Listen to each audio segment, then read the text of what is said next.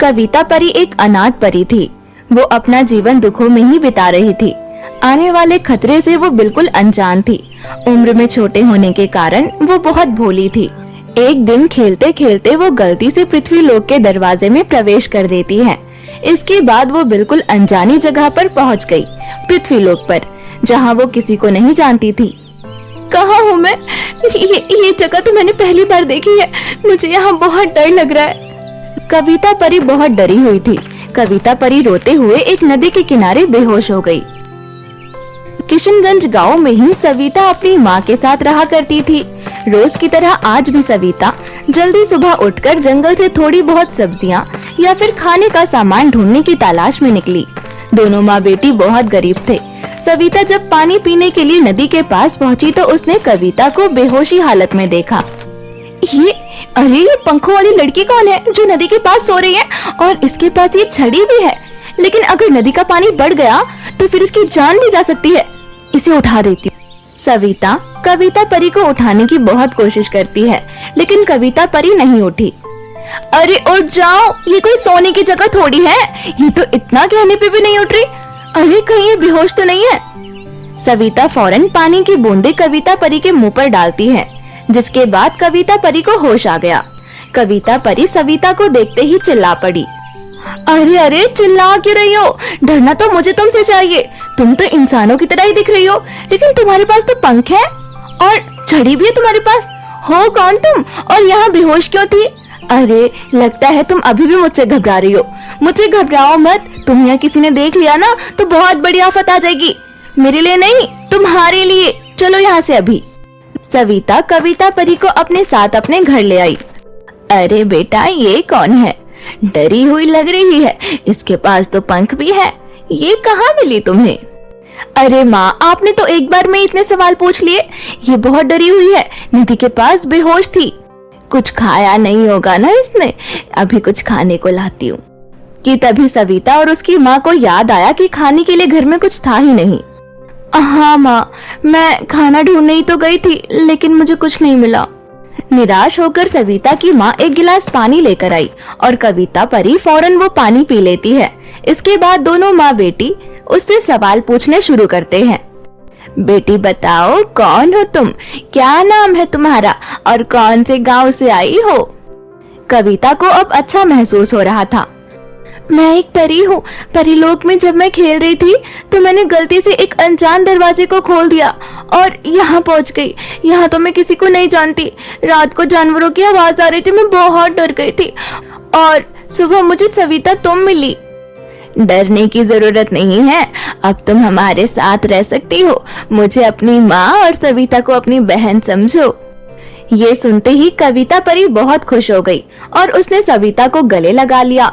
लेकिन सविता को गले लगाते ही वो ये जान गई कि सविता बहुत भूखी है, क्योंकि कविता एक परी थी तो उसमें जादुई शक्तियाँ भी थी। अरे तुम्हें तो भूख लगी है। ये कहकर कविता अपनी आंख बंद कर छड़ी घुमाती है। ऐसा करते ही कविता के सामने खाना आ गया। ये देखकर दोनों माँ बेटी हैरान रह गए। तुम तो जादू भी कर सकती हो। हाँ, हम परियां है ना, इसीलिए हम में शक्तियाँ होती है। आप दोनों ये खाना खा लीजिए, आपको भूख लगी है। अरे पर तुम्हें कैसे पता चला कि हमें भूख लगी है? मैंने कहा ना कि मैं एक परी हूँ और मुझे सब पता चल जाता है। दोनों माँ बेटी ने हंसी खुशी खाना खाया। तीनों बातें कर ही रहे थे कि तभी थोड़ी देर बाद सविता के स्कूल जाने का समय हो गया। सविता गांव के सरकारी स्कूल में पढ़ा करती थी। उस सरकारी स्कूल के ठीक सामने एक प्राइवेट स्कूल भी था। अरे मेरे स्कूल जाने का समय हो गया। कविता, क्या तुम भी मेरे साथ स्कूल जाना चाहोगी? हाँ, मैं बचपन से ही स्कूल जाना चाहती थी, लेकिन मेरे माँ बाप नहीं है ना, इसीलिए किसी ने मेरा दाखिला ही नहीं करवाया स्कूल में। मुझे बहुत खुशी हो रही है कि आज मैं पहली बार स्कूल जाऊंगी। उसके बाद दोनों बस्ता उठाकर स्कूल पहुँचे। कविता के पंख देखकर सभी हैरान थे। सभी लोग एक एक कर कविता से उसके पंखों के बारे में पूछने आ रहे थे। थोड़ी देर बाद कक्षा में टीचर भी आ गई। ये नई लड़की कौन है जो बड़ी अजीब लग रही है? वो मैम, ये मेरी दूर की बहन है।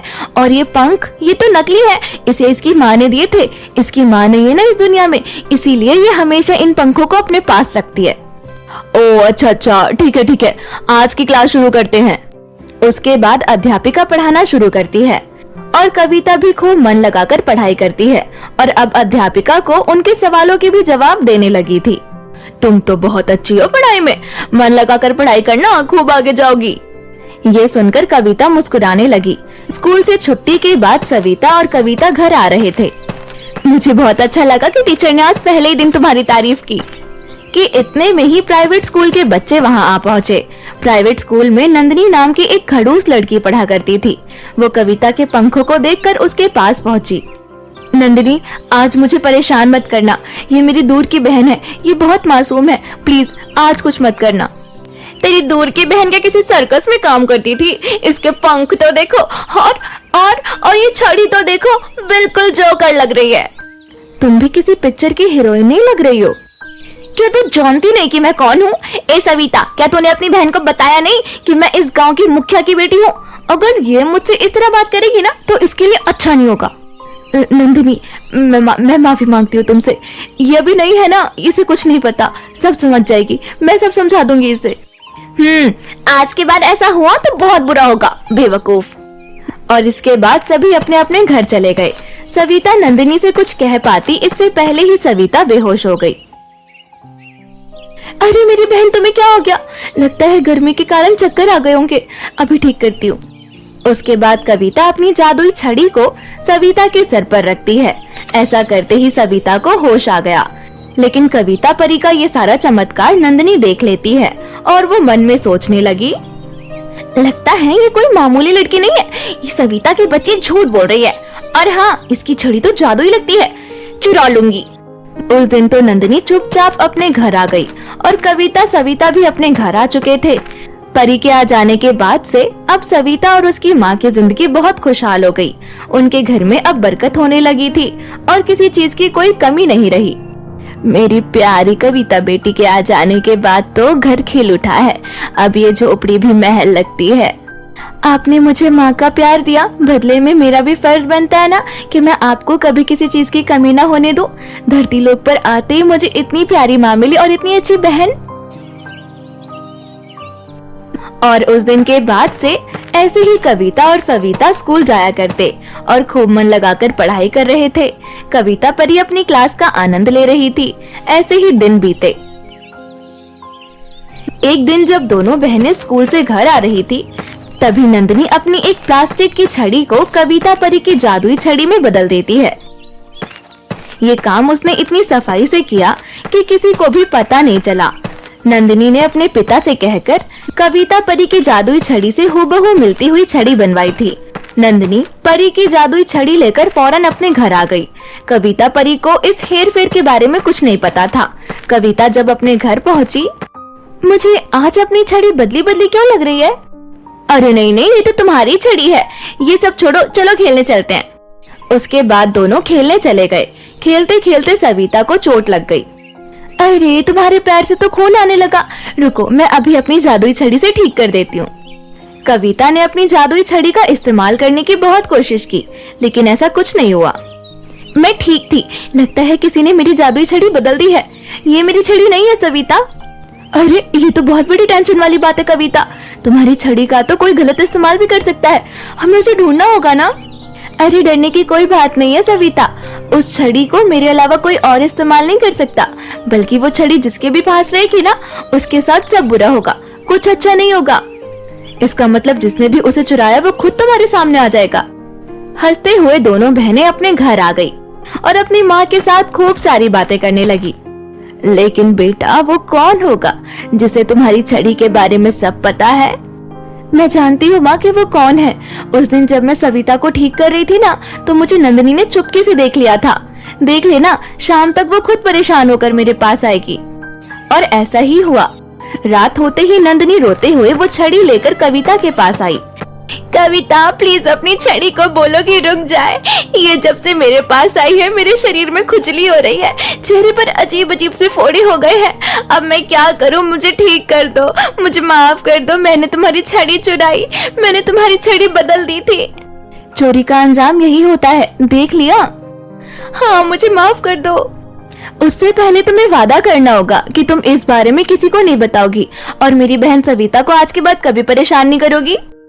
हाँ, मैं वादा करती हूँ कि आज के बाद सविता को परेशान नहीं करूंगी और इस बारे में भी किसी को कुछ नहीं बताऊंगी। अब मुझे ठीक कर दो प्लीज। उसके बाद नंदिनी कविता को उसकी छड़ी लौटा देती है।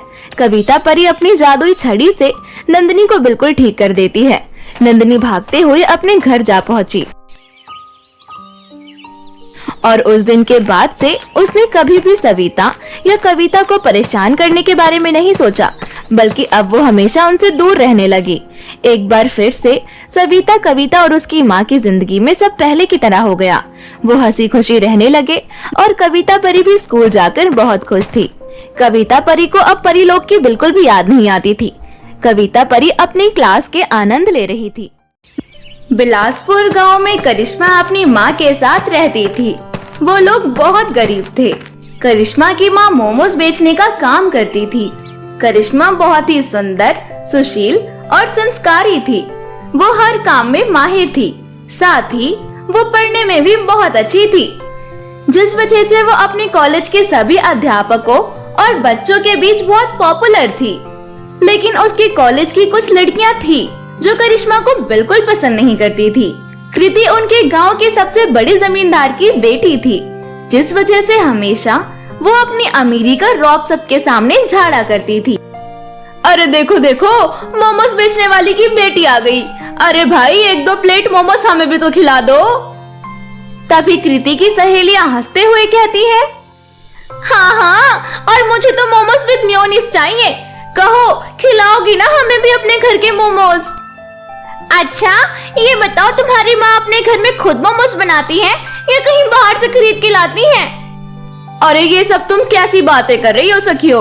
इनकी औकात कहाँ जो बाहर से खरीद कर मोमोज ला सके। घर में ही बनाते होंगे डबल स्टैंडर्ड के मोमोज। ये कहकर कृति और उसकी दोस्त करिश्मा पर हंसने लगे। तभी उनके कॉलेज की प्रोफेसर वहाँ आ गई। अरे तुम सारी लड़कियां यहाँ खड़ी होकर क्या कर रही हो? चलो अपनी अपनी क्लास में जाओ। दिखाई नहीं देता क्लास का समय हो गया है? ये लड़कियां भी ना कहीं भी खड़ी होकर बातें करने लगती हैं। पढ़ाई तो इनसे होती नहीं। चलो चलो अपनी क्लास में जाओ।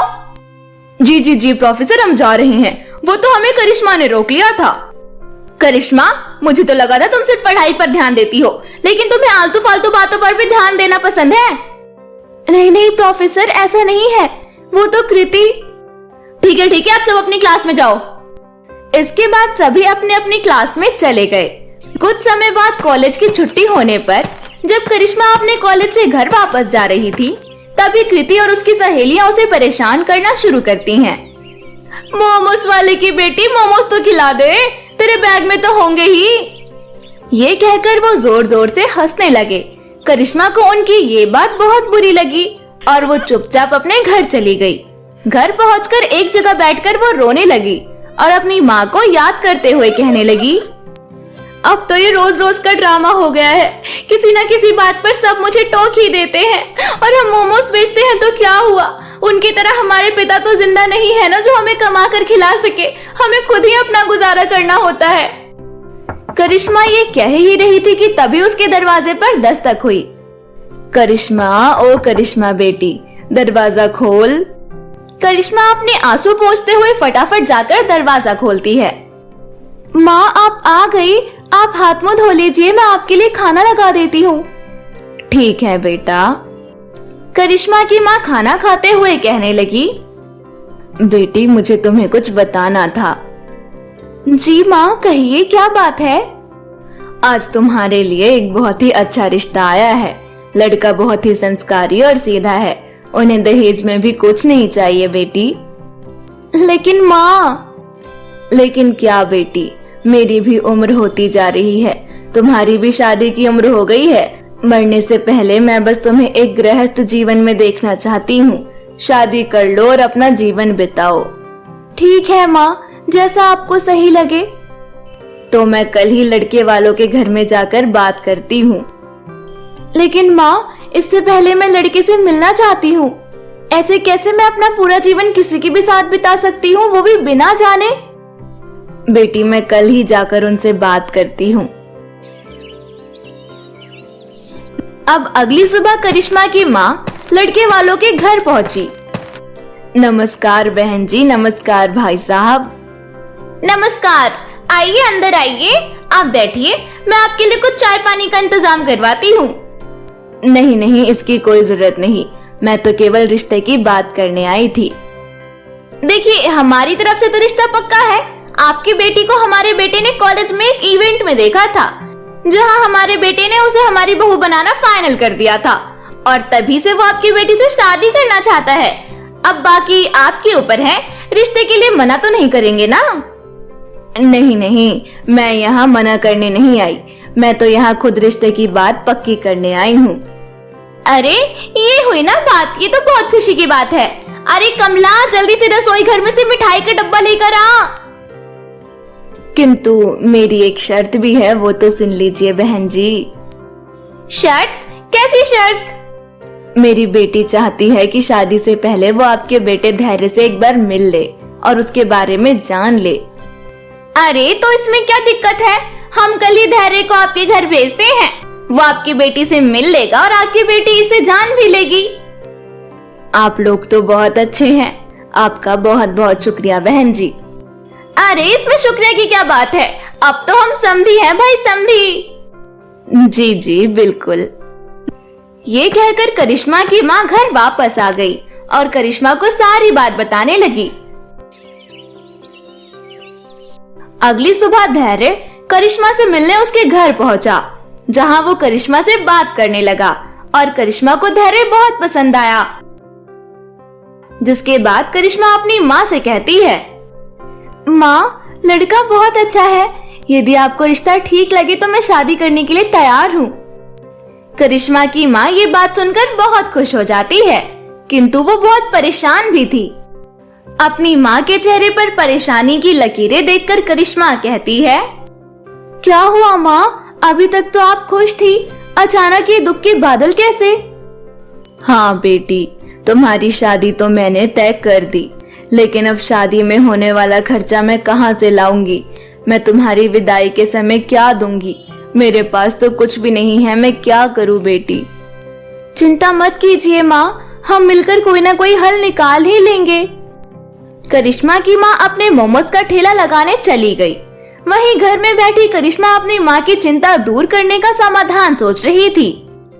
मैं क्या करूँ जिससे माँ की चिंता दूर हो जाए? हे भगवान, मुझे कोई रास्ता दिखाओ। करिश्मा को सोचते सोचते एक आइडिया आया, क्यों ना मैं भी बाहर जाकर कोई काम कर लूं, इससे माँ की काफी मदद हो जाएगी। ये सोचकर करिश्मा काम की तलाश में निकल पड़ी। काम ढूंढते ढूंढते बहुत समय हो जाता है, लेकिन उसे कोई काम ही नहीं मिलता। शाम हो चुकी थी, इसीलिए करिश्मा अपने घर की ओर वापस लौटी कि तभी वो देखती है एक बूढ़ी अम्मा जमीन पर पड़ी है। अरे कोई है जो मेरी मदद कर सके। करिश्मा भागते हुए उन बूढ़ी अम्मा के पास गई। अरे अम्मा, आप यहाँ ऐसे क्यों लेटी हुई हो? क्या बताऊं बेटी, चलते चलते मेरा पैर फिसल गया और मुझे चोट लग गई, जिसके कारण मैं अब खड़ी भी नहीं हो पा रही। आप चिंता मत कीजिए अम्मा, मैं आपको आपके घर तक जरूर पहुंचाऊंगी। तुम्हारा बहुत बहुत शुक्रिया बेटी। ये कहकर करिश्मा उन्हें अपने कंधों पर उठा लेती है और सही सलामत उन्हें उनके घर पहुंचा देती है। साथ ही वो उनकी चोट पर भी मरहम पट्टी करती है। बूढ़ी अम्मा की मदद करने के बाद करिश्मा जब अपने घर की ओर वापस आने लगी, तभी बूढ़ी अम्मा कहती है, अरे बेटी जरा रुको। क्या हुआ अम्मा? मैं तुम्हें कुछ देना चाहती हूँ। इस बुढ़िया का तुम इतना सहारा बनी, आज की दुनिया में तो कोई किसी का सगा नहीं, लेकिन तुम तो मुझे बिना जाने ही इतनी मदद करके जा रही हो। नहीं नहीं अम्मा, आप रहने दीजिए, मुझे आपसे कुछ नहीं चाहिए और आप तो मेरी माँ जैसी हो ना। मैं तुम्हें कोई मामूली चीज नहीं दे रही, मैं तो तुम्हें परी की जादुई मेहंदी देना चाहती हूँ। परी की जादुई मेहंदी? आपके कहने का क्या मतलब है, मैं समझी नहीं। बहुत समय पहले की बात है, जब मैं भी तुम्हारी तरह जवान हुआ करती थी, तब मैंने एक परी की मदद की थी और उन्होंने मुझे एक जादुई मेहंदी दी। मैं तो अब बूढ़ी हो चुकी हूँ, मुझे उस मेहंदी से अब कोई काम नहीं, लेकिन तुम्हारे पास तो अभी तुम्हारी पूरी जिंदगी पड़ी है, अवश्य ही वो मेहंदी तुम्हारे बहुत काम आएगी। ये कहकर बूढ़ी अम्मा करिश्मा को परी की जादुई मेहंदी देती है, जिसे लेकर करिश्मा अपने घर आ गई। करिश्मा जादुई मेहंदी के जादू से वंचित थी, इसीलिए उसे लग रहा था कि वो एक मामूली मेहंदी है और वो उस मेहंदी को अपने घर में ही रख देती है। धीरे धीरे समय बीत रहा था और करिश्मा की शादी का दिन नजदीक आ रहा था। करिश्मा की माँ के पास इतने पैसे नहीं थे कि वो उसकी मेहंदी की रस्म पूरी करने के लिए मेहंदी भी खरीद सके। तभी करिश्मा को बूढ़ी अम्मा की दी हुई मेहंदी याद आई और वो उस मेहंदी को ही अपने हाथों में लगा लेती है। मेहंदी का रंग इतना गाढ़ा चढ़ा कि आसपास के सभी लोग करिश्मा की बहुत तारीफ करने लगे। मेहंदी लगाने के बाद करिश्मा जैसे ही अपने घर आई और घर पहुंचते ही उसने एक बक्से को हाथ लगाया कि तभी वो देखती है वो बक्सा सोने का बन चुका था। ये क्या? ये कैसे हो सकता है? अभी तक तो ये लकड़ी का एक टूटा हुआ बक्सा था, अचानक ये सोने का बक्सा कैसे बन गया?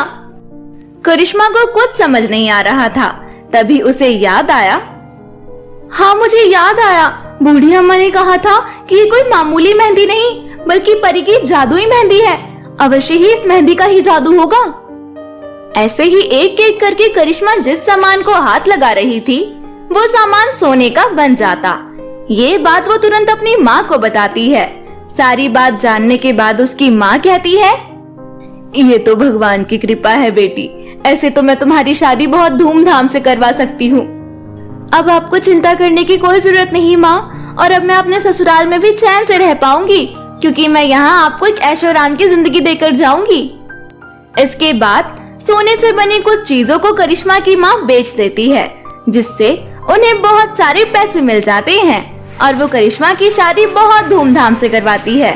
साथ ही करिश्मा अपनी माँ के लिए इतना सोना छोड़कर जाती है जितने में उसकी माँ अपनी बची कुछ जिंदगी आराम से बिता सके और वो अब हंसी खुशी एक प्यारा सा जीवन अपने ससुराल में बिता रही थी। परी की दी हुई जादुई मेहंदी के कारण अब उसे अपनी माँ की भी चिंता नहीं थी।